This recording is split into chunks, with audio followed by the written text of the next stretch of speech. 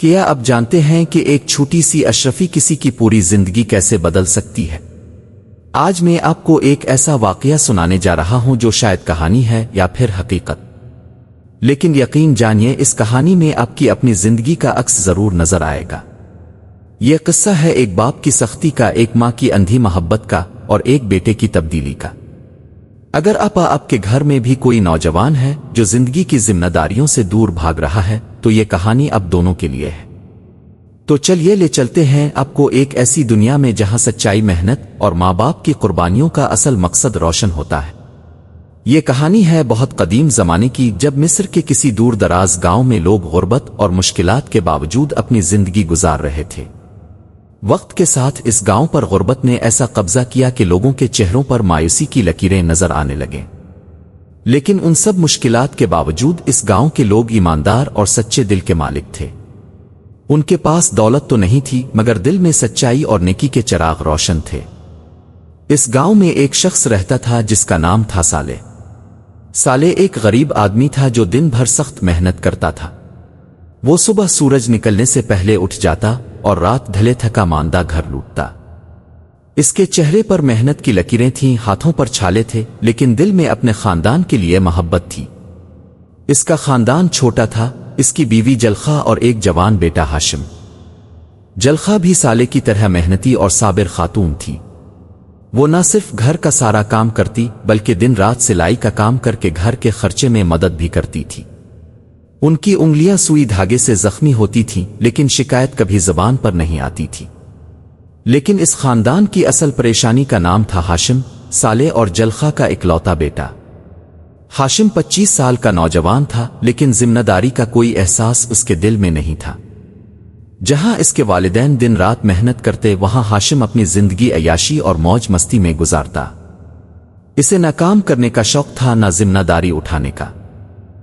دوستوں کے ساتھ گپ شپ میں مصروف، کبھی آرام سے سویا ہوا۔ صالح کو تکلیف ہوتی، لیکن وہ اپنے دل میں امید رکھتا تھا کہ شاید ایک دن اس کا بیٹا سمجھ جائے گا۔ جلخہ کی محبت اپنے بیٹے کے لیے بے انتہا تھی، اور شاید اسی محبت نے ہاشم کو بگاڑ دیا تھا۔ وہ بچپن سے ہی ہاشم کی ہر فرمائش پوری کرتی آئی تھی، چاہے صالح کی محنت کی کمائی سے ہو یا پھر اپنی سلائی کے پیسوں سے۔ ہاشم کو کبھی کسی چیز کی کمی محسوس نہیں ہوئی، اور یہی اس کی سب سے بڑی غلطی تھی۔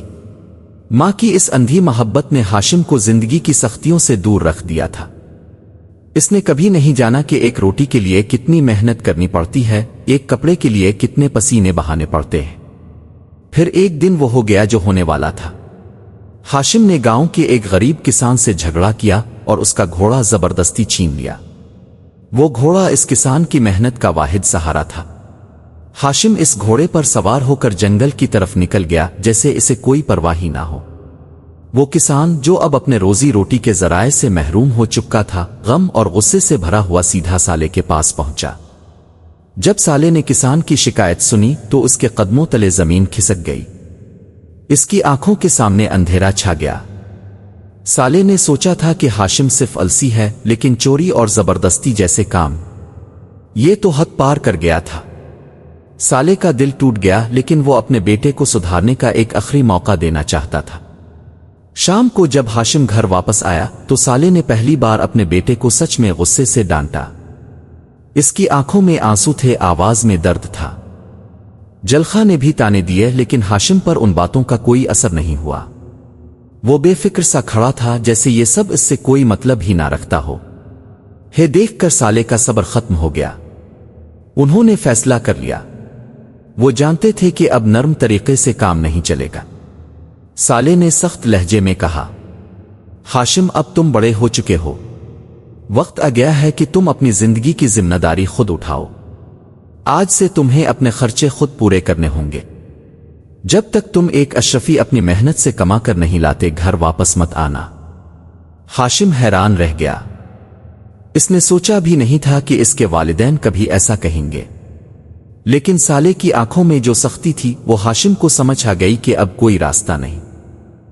اشم گھر سے نکلنے لگا تو جلخہ کا دل پگھل گیا۔ ماں تو ماں ہوتی ہے، وہ اپنے بیٹے کو ایسے حالت میں کیسے جانے دیتی؟ اس نے ہاشم کو روک لیا اور چھپ کر اپنی جمع پونجی میں سے ایک اشرفی نکالی۔ بیٹا یہ لے جاؤ، جلخا نے کہا۔ شام کو واپس آ کر اپنے ابا کو دے دینا اور کہنا کہ تم نے سارا دن محنت کر کے کمایا ہے۔ ہاشم جو ہمیشہ سے ہی ماں کی محبت کا فائدہ اٹھاتا آیا تھا، خوشی خوشی اشرفی لے کر چلا گیا۔ اس نے دن بھر گاؤں کے باہر وقت گزارا، کہیں آرام سے کہیں دوستوں کے ساتھ۔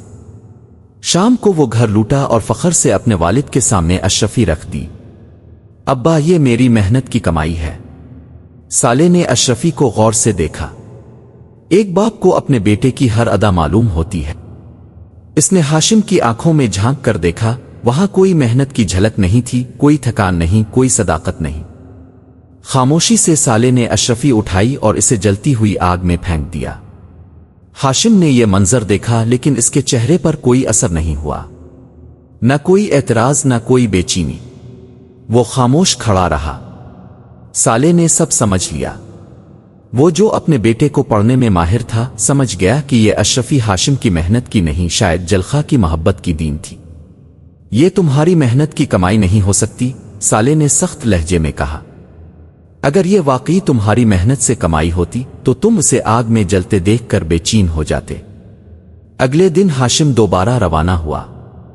اس بار جلخا نے اسے کہا کہ 2 دن گاؤں سے باہر رکو اور پھر ایک اور اشرفی دے دی۔ ہاشم نے ماں کی بات مانی اور 2 دن باہر رہا، پھر واپس آ کر والدین کو اشرفی دی۔ لیکن سالے کا فیصلہ پختہ تھا۔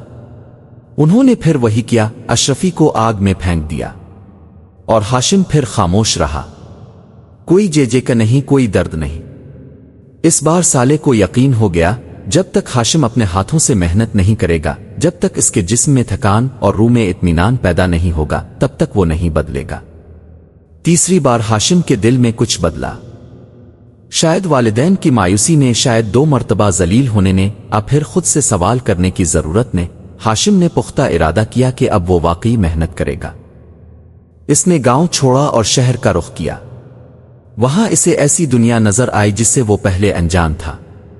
لوگوں کو دن بھر محنت کرتے دیکھا، کسی کو بوجھ اٹھاتے، کسی کو دکان پر کھڑا، کسی کو سڑک پر کام کرتے۔ پہلے دن ہاشم کو ایک تعمیراتی جگہ پر کام ملا۔ اسے بھاری پتھر اٹھانے پڑے۔ اس کی پیٹھ درد کرنے لگی، ہاتھوں میں چھالے پڑ گئے۔ شام کو وہ اتنا تھکا کہ کہیں بیٹھ کر سو گیا۔ دوسرے دن اس نے کسی کی دکان پر مدد کی۔ دن بھر کھڑے رہنا پڑا۔ پیر سوج گئے لیکن کام نہیں چھوڑا۔ تیسرے دن، چوتھے دن، ایسے ہی کئی دن گزر گئے۔ ہاشم کو پہلی بار احساس ہوا کہ ایک اشرفی کمانے کے لیے کتنی سخت محنت کرنی پڑتی ہے۔ کئی دن کی محنت کے بعد جب اس کے پاس پوری اشرفی کی رقم اکٹھی ہوئی تو اس کا دل خوشی سے بھر آیا۔ لیکن یہ خوشی فخر کی نہیں، محنت کی تھی، سکون کی تھی۔ جب ہاشم گاؤں واپس لوٹا تو اس کا چہرہ بدلا ہوا تھا۔ محنت کی لکیریں، تھکان کی جھلک، لیکن آنکھوں میں اطمینان کی روشنی۔